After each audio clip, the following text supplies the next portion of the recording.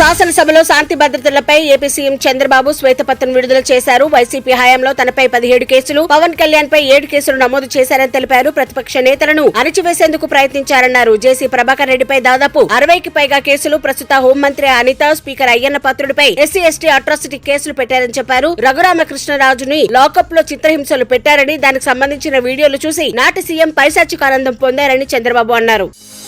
రాష్ట్రంలో ఇప్పటికీ టీడీపీ కార్యకర్తలపై దాడులు కొనసాగుతున్నాయని ఏపీ హోంమంత్రి వంగలపూడి అనిత అన్నారు. తమ పార్టీ కార్యకర్తలపై దాడులు చేస్తూ ఢిల్లీ వీధుల్లో సిగ్గు లేకుండా మాట్లాడుతున్నారని వైసీపీ అధ్యక్షుడు జగన్ ఉద్దేశించి వ్యాఖ్యానించారు. మంత్రి నారా లోకేష్ రెడ్ బుక్ గుర్తొస్తే ఆయనకు నిద్ర పట్టడం లేదని ఎద్దేవా చేశారు. రాష్ట్రంలో 36 హత్యలు జరిగాయని, ఢిల్లీలో జగన్ అబద్దాలు చెప్పారన్నారు. హత్యకు గురైన వారి పేర్లు అడిగితే ఆయన చెప్పలేకపోయారని తెలిపారు. అసెంబ్లీకి వచ్చి ఆ పేర్లు చెప్పే దమ్ము జగన్ కు లేదా అని ప్రశ్నించారు.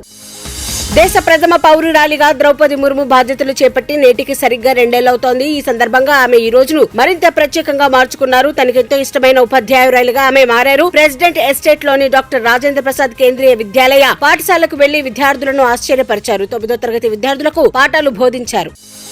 నీట్ యూజీ 2024 పరీక్ష పేపర్ లీక్ దర్యాప్తులో సీబీఐ దూకుడు పెంచింది. జార్ఖండ్ లోని ధన్బాద్ కు చెందిన నిందితుడు అవినాష్ అలియాస్ బంటికి సంబంధించిన 16 ఫోన్లను సీబీఐ అధికారులు చెరువులోంచి స్వాధీనం చేసుకున్నట్లు సమాచారం. నిందితుడిని బీహార్ లోని పాట్నా సీబీఐ కోర్టులో హాజరుపరచగా విచారణ నిమిత్తం జూలై 30 వరకు న్యాయస్థానం కస్టడీకి అప్పగించింది. అంతకుముందు ప్రాథమిక విచారణ సందర్భంగా కేసు గురించి బంటి కీలక విషయాలు బయటపెట్టినట్లు సమాచారం. ప్రభుత్వ పరీక్షల్లో అవకతవకలు ఇటీవల దేశవ్యాప్తంగా చర్చనీయాంశం కావడంతో యూపీఎస్సీ కీలక నిర్ణయం దిశగా అడుగులు వేస్తోంది. యూపీఎస్సీ పరీక్షల నిర్వహణలో మోసాలను అరికట్టేందుకు డిజిటల్ టెక్నాలజీని వినియోగించాలని భావిస్తోంది. యూపీఎస్సీ అభ్యర్థులకు Aadhaar based finger print verification, face recognition తప్పనిసరి చేయాలని భావిస్తోంది. పరీక్షల సమయంలో మోసాలకు తావు లేకుండా క్యూఆర్ అండ్ కోడ్ విధానంలో ఈ అడ్మిట్ కార్డ్స్ ను స్కాన్ చేయాలని నిర్ణయించింది. అందుకోసం సాంకేతిక పరికరాల అవసరం పడుతుండటంతో టెండర్లు పిలవాలని యోచిస్తోంది. బాలీవుడ్ స్టార్ హీరో సల్మాన్ ఖాన్ ఇంటిపై కొందరు దుండగులు కాల్పులు జరిపిన సంగతి తెలిసిందే. ఈ సందర్భంగా పోలీసులు 1700కు పైగా పేజీలతో చార్జ్ షీట్ దాఖలు చేశారు. అయితే తాజాగా ఆ చార్జ్ షీట్ లోని మరికొన్ని విషయాలు వెలుగులోకి వచ్చాయి. సల్మాన్ భయపడాలని ఫైరింగ్ కు ముందు గ్యాంగ్స్టర్ లారెన్స్ బిష్నోయ్ సోదరుడు అన్మోల్ దుండగులకు చెప్పినట్లు అందులో తెలిపారు. దీనికి సంబంధించిన ఆడియో క్లిప్లను ప్రస్తావించారు.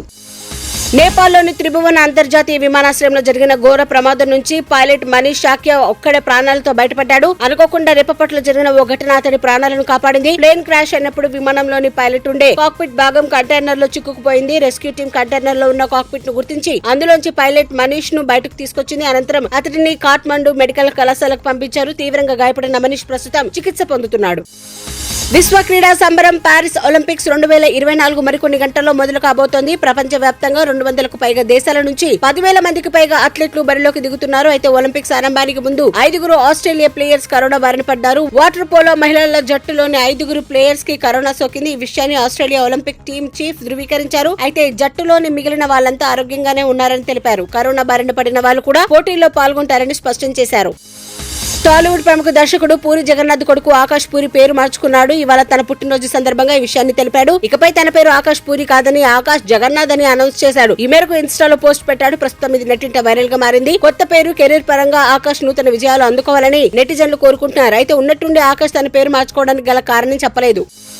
టైఫూన్ గేమి తుఫాను తైవాన్ ఫిలిప్పీన్స్ వద్ద బీభత్సం సృష్టిస్తోంది. దీని గాలుల తీవ్రతకు ఓడలు బోల్తా పడ్డాయి. దక్షిణ తైవాన్ తీరంలో నిలిపిన ఫూషూన్ అనే టాంజానియా పతాక నౌక బోల్తా పడింది. దాదాపు 40 ఏళ్ల క్రితం నిర్మించిన ఈ నౌక 180 అడుగుల పొడవు ఉంది. ఇందులోని 9 మంది సిబ్బంది గల్లంతయ్యారు. ఇక ఫిలిప్పీన్స్ కు సమీపంలో ఏంటి టెర్రా నోవా అనే ఒక నౌక దాదాపు 15 లక్షల లీటర్ల చమురుతో ప్రయాణిస్తుండగా టైఫూన్ గాలులకు బోల్తా పడింది.